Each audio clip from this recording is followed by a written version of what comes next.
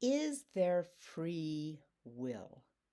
There's a huge discussion going on about this right now with philosophers and scientists and everybody. And it is the perfect example of how the human mind can go badly and lead us to our very destruction. Let me kind of explain. The simplest way to look at it is free will is a concept that's just been invented. Some philosopher came up with it a long time ago, and then people have been arguing about it ever since then. But it's like, you invented it.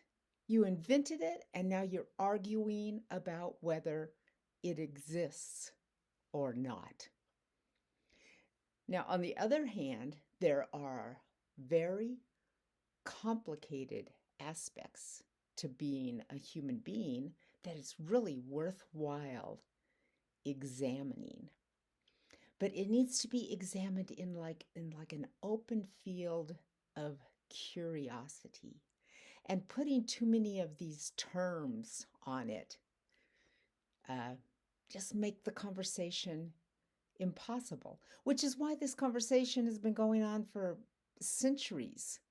And lately, Stanford professor came out with a book, There Is No Free Will.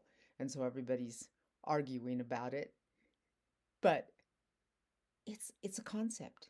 It was just invented. This is literally what Buddha said centuries ago, that concepts happen in your mind. Concepts can be useful if you understand that they're just concepts, but they're not you. They are not real. They can help us figure out how to live better, or they can just confuse the heck out of us. So think about this. The conversation on whether free will exists or not. Is that helping you? Or is it confusing you? If it's confusing you, then why? Why is this confusing at all? Why can't we just live our lives without this idea? Why do we feel like we need to understand it? These are way more interesting questions than does free will actually exist? Because can we live beautifully without this idea? Sure we can. Can we live beautifully by really understanding this idea? Well, maybe if we pick it apart, and define each little bit of it, but I just don't see how that's going to not get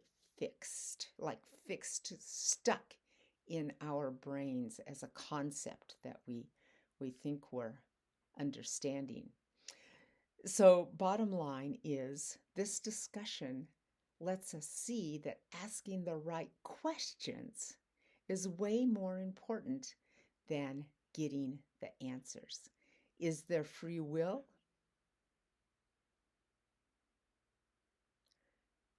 Kind of an unanswerable question.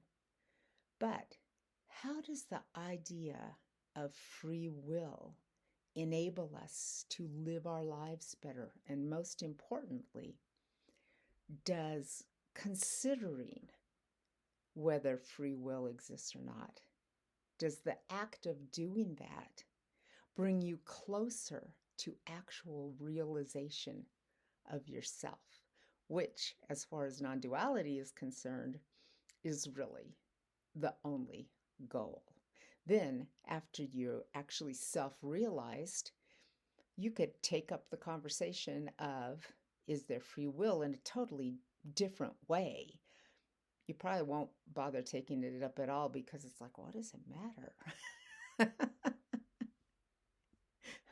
So yes, it does exist. No, it doesn't. Yes, it does. No, it doesn't. Doesn't matter.